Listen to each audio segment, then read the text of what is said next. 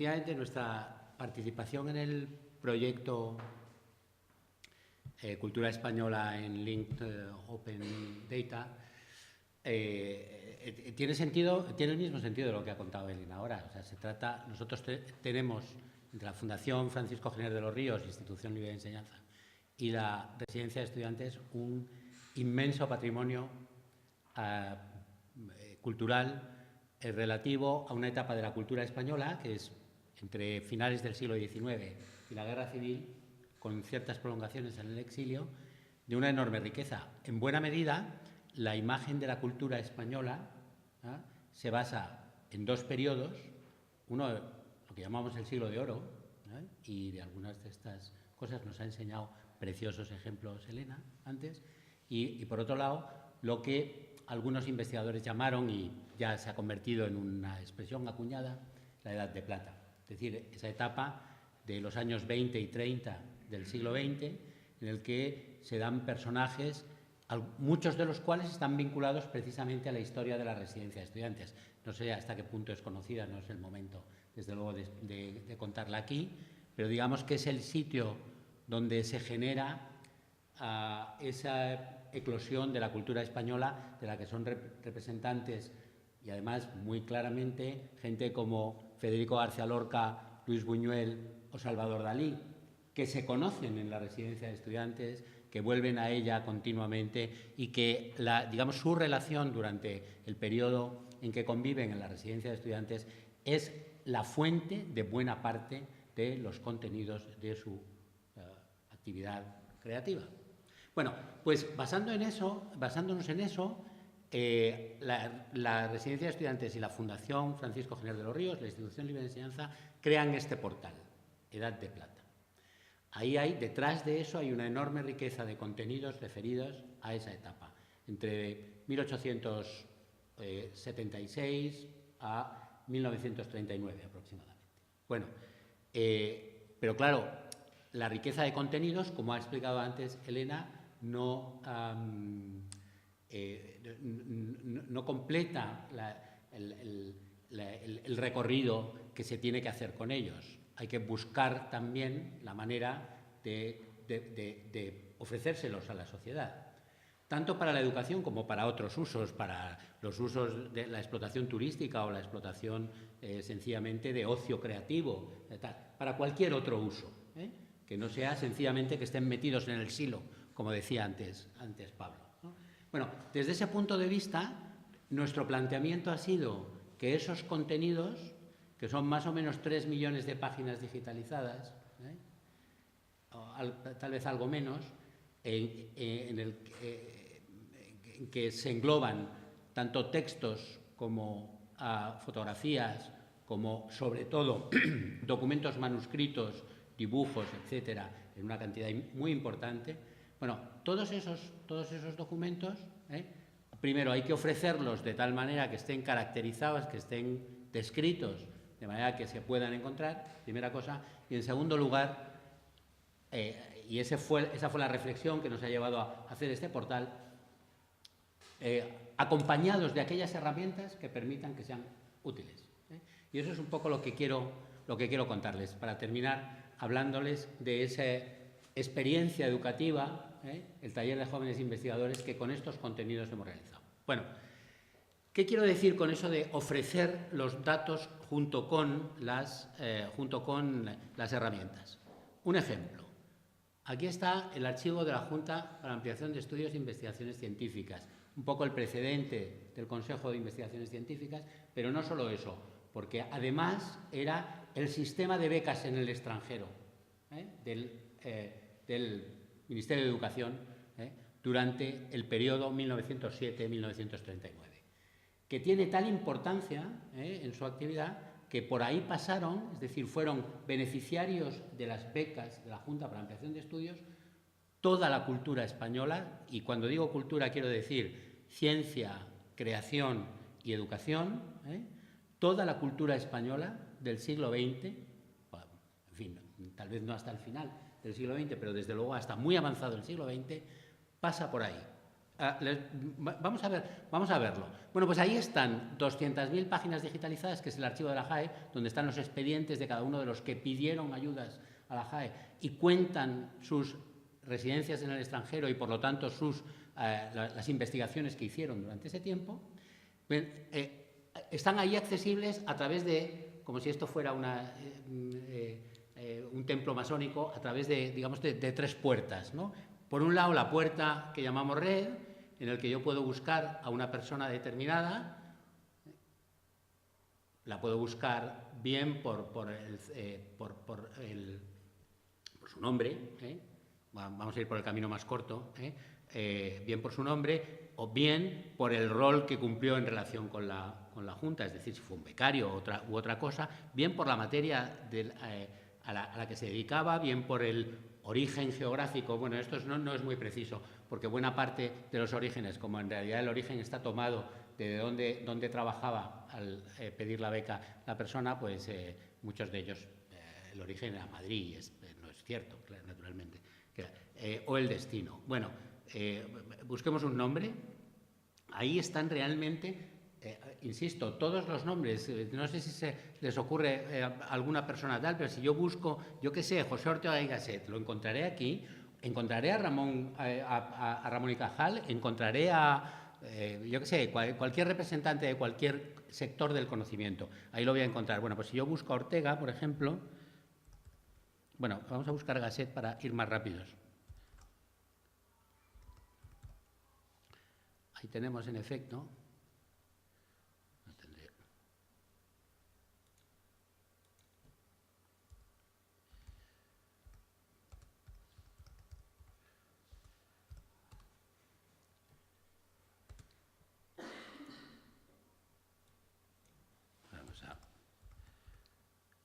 ahí está, ahí lo tenemos, José Ortega y Gasset.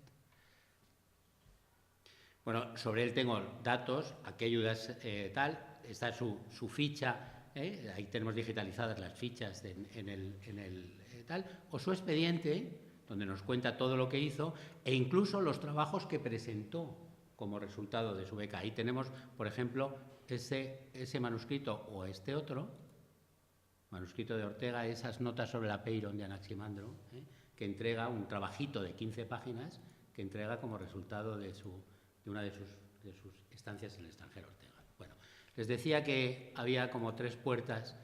Podemos buscar los datos por el tiempo y ver, por ejemplo,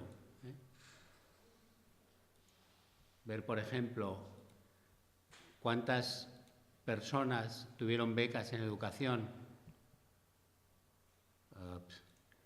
que fueran al Reino Unido en un año determinado. Ahí están representadas, y al final me encuentro lo mismo, pues que Julio Máiquez Casón, a quien desconozco, obtuvo en el año 23 una beca que fue un grupo de personas. En fin, no nos vamos a detener más en esto, porque si no consumiríamos todo el tiempo. La otra posibilidad que tenemos es también la de buscar, como les decía antes, en el espacio. Es decir, todos esos mismos datos los hemos implantado, los hemos geolocalizado y podemos buscar, por ejemplo, cuántas personas fueron, pues digamos que, por ejemplo, a México en un periodo determinado de tiempo. El dial de abajo me dice que entre 1907 y 1923. El dial de arriba, o sea, este círculo, me dice las diferentes especialidades. Pues vamos a ver si en pedagogía hubo. Bueno, pues a México no hubo. Volvamos al total. Bueno, y entonces ya cuando he elegido lo que yo quiera buscar, al final me encuentro exactamente la misma información que en el otro lado. Es decir, sé quiénes fueron y ahí está la información, sus trabajos. Esto es un histopatólogo, etc. Bueno, en fin, no insisto en esto. Si volvemos atrás, y ahora vamos a lo que más me interesa. Si entre ustedes hay profesores de lengua y literatura, puede que les interese bastante más esta aplicación, que desde mi punto de vista también es más compleja. Nuevamente estamos ante una cosa que se llama Revistas de la Edad de Plata. Ahí están digitalizadas 8.000 artículos de 33 revistas, entre las cuales están lo más importante de la cultura española. Y nuevamente insisto en que cuando digo cultura estoy hablando tanto de creación literaria, artística, etcétera, como de científica, como de cualquier especialidad. Ahí está, por ejemplo, entre otras muchas, la Gaceta Literaria, que prácticamente cubre todo el panorama durante unos años nada más, pero cubre todo el panorama de la cultura española de ese tiempo, de finales de los años 20 y de los años 30. Revistas de la Edad de Plata, hay detrás, bueno, lo vamos a ver en la práctica. Para empezar, para encontrar la información, dotamos al usuario de una herramienta que le permite buscar para una persona determinada, por ejemplo, en este caso, no sé qué tal se lee, me imagino que mal, Federico García Lorca es quien aparece aquí. En el centro hay una entidad de la base de datos. Aquí ya claramente estamos trabajando con técnicas semánticas.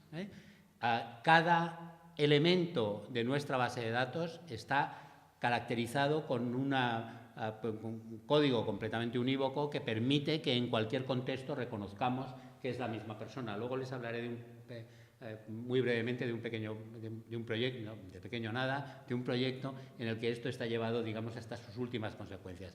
Pero aquí, ¿qué tenemos? Toda la información que existe en nuestra colección de datos sobre esa persona está puesta delante de los ojos del usuario de un solo golpe de vista. Ahí están las obras que tenemos recogidas de él, es decir, el sistema de anillos concéntricos representa el anillo exterior, son las obras de la persona que aparece en el centro. El anillo siguiente son los artículos que tenemos digitalizados y accesibles en texto completo y en facsímil a través del sistema. El anillo siguiente, el tercero yendo de fuera a adentro, representa las revistas en las que esa persona publicó alguna pieza, y el último de los anillos representa los grupos de cualquier tipo que fueran en los que tuvo alguna participación. Evidentemente, en el caso de Federico García Lorca, la generación del 27, entre otros. Si no me caben todos los elementos que hay en la base de datos relacionados con una persona, hay un scroll circular que me permite irlos haciendo aparecer. Bueno, esa especie de noria o de molinillo, que es el que le ha dado el apodo, el mal nombre a la aplicación de molinillo, para mucha gente, bueno, digamos, es una manera de conservar la representación plana de los datos de la base de datos, en una metáfora completamente circular, es decir, en el centro está una entidad y a su alrededor toda la constelación de los datos relacionados con esa misma entidad. Esa es la metáfora que se utiliza ahí. Nos permite mantener eso y, sin embargo, tener acceso a todos los contenidos de golpe. Pero aquí lo verdaderamente importante es lo que, en el fondo, detrás de esto que hay, pues hay, como les decía, 8.000 artículos de revista de todas las especialidades. Hay mucha poesía, evidentemente, hay mucho relato también, pero de todas las especialidades, escritos por todos los representantes de la cultura española de esa época también. Bueno, si yo, claro, me voy a un grupo, Generación del 27, pues ahí encuentro todos sus representantes. Pero una vez que me he centrado en uno, yo ahora voy a saltar, los chavales con los que experimentamos esto en un contexto educativo real, le llamaban a las dos piezas, a esta pieza de la aplicación, el videojuego. O sea, esto les parecía algo parecido a algo con lo que ellos ya tenían la experiencia de interactuar. Bien, el videojuego me permite, como digo, acercarme a una información global, a una caracterización global de una persona. Pero una vez que pego el salto, ahí tenemos, por ejemplo, en la base de datos sé que Vicente Aleixandre publica en la revista Héroe el artículo Palabras. Ahí tenemos la persona, el autor, la revista en la que publica el texto, el artículo, ¿no? Si yo ahora salto a la otra interfaz, que ellos llamaron la máquina del tiempo, es decir, lo que se buscaba en el videojuego se encontraba en la máquina del tiempo. ¿Por qué una máquina del tiempo? Porque verdaderamente ahí está retratada la cultura entera española de esa época, en fin, la cultura entera. Por lo menos una representación tan apabullante. Las revistas son en esa época el modo de comunicación de los hallazgos para la gente, con lo cual esto es así. Bueno, pues ahí está. Y ahí tenemos primero los metadatos en toda la columna, bueno, digamos la estructura de navegación. Yo puedo navegar por revistas, por autores, puedo hacer búsquedas, puedo guardar mis favoritos, tengo mi histórico de búsquedas o enlaces externos, y abajo tengo los metadatos que son los que se refieren a la revista y los que se refieren al autor. Yo puedo buscar de Vicente Aleixandre, aparte de que puedo obtener aquí información sobre él, si es que no la tengo en la Wikipedia, o buscar imágenes en Google, o incluso buscar en Wikipedia en inglés. De hecho, el usuario puede personalizar esos enlaces externos. Bueno, pues yo lo que sí tengo aquí es qué otras cosas escribió en esta misma revista, en la revista Héroe. Hay artículos en Héroe. O bien, qué otras cosas escribió entre los 8.000 artículos que tengo. Ahí están todos esos artículos. Y en el momento en el que yo llego a cualquiera de ellos, me trae inmediatamente la transcripción digital del texto como el facsímil, que en el caso de las... en fin, tardan algo más. Naturalmente, el facsímil lo puedo navegar, puedo agrandar la página, girarlo, etcétera, etcétera. Pero tal vez lo más llamativo de esta aplicación es la capacidad que tiene de buscar.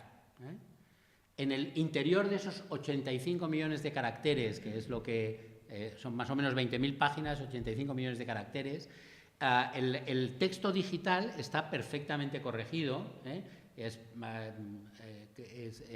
Se hizo naturalmente por OCR, pero luego se revisó a mano. Aquí, gracias a varias ayudas públicas, se pudo llegar a tener esto. Debo decir una cosa, en la lista, si ustedes la miran, no quiero resaltar ahora eso, si la miran, realmente de las revistas culturales importantes españolas de esa época, solo en este momento faltaría una, que sería la revista de Occidente, que es una cabecera viva aún y que por lo tanto tal, y se está en conversaciones para incorporarlo. En el momento en que se incorpore, realmente se puede decir que, salvo pequeñas cosas que por otro lado se pueden ir incorporando también, el proyecto está completo, ¿no?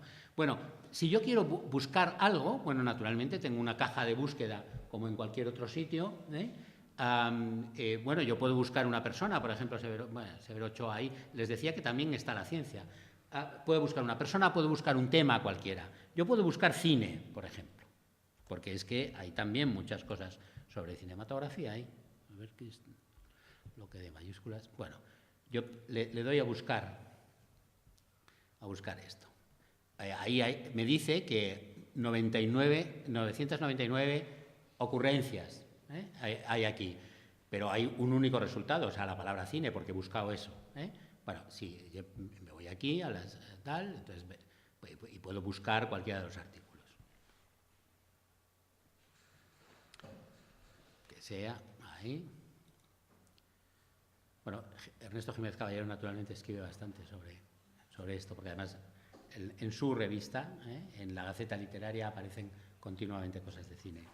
Bueno, ahí está el resultado. Pero yo podría también...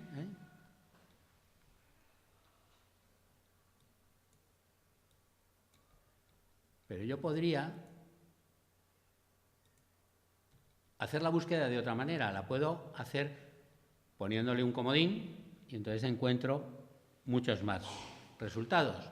O bien le puedo decir que sea con expansión morfológica. Detrás de este buscador, para los profesores de lengua y literatura, hay un diccionario del español y una morfología completa, de tal manera que si yo busco un verbo en cualquiera de sus formas, me encontrará todas sus formas, si le digo con expansión morfológica. En el caso de cine, con comodín y además con expansión morfológica, me va a encontrar muchas más cosas.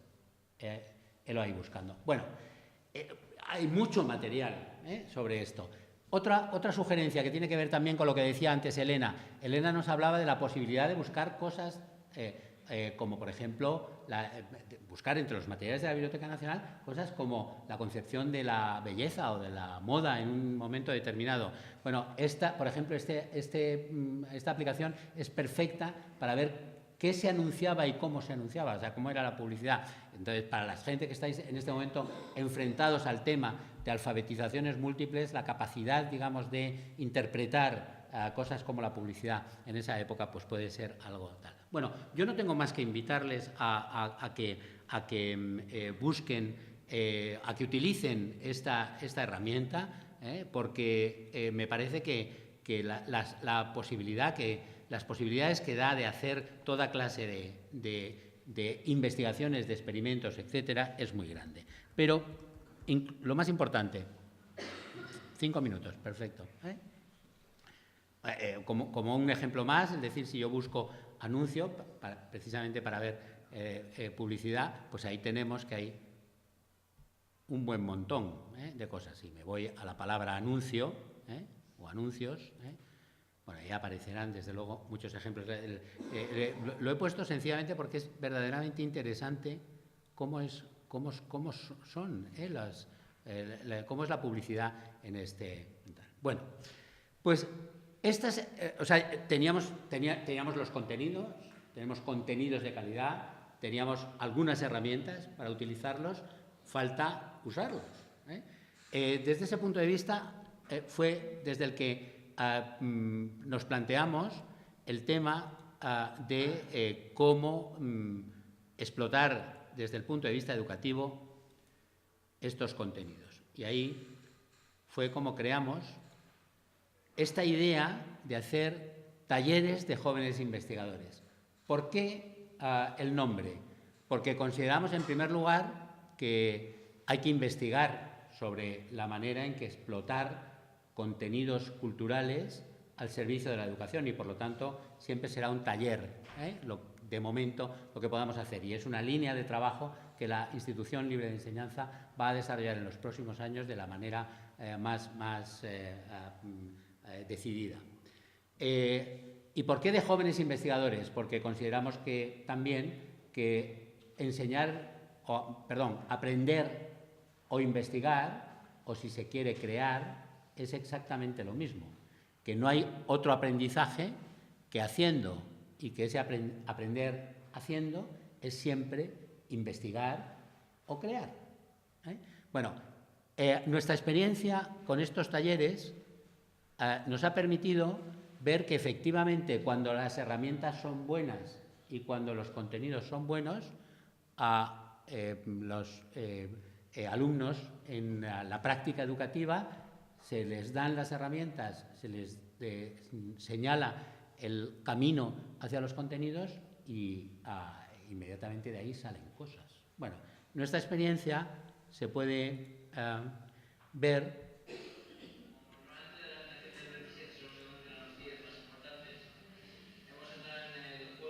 El juego.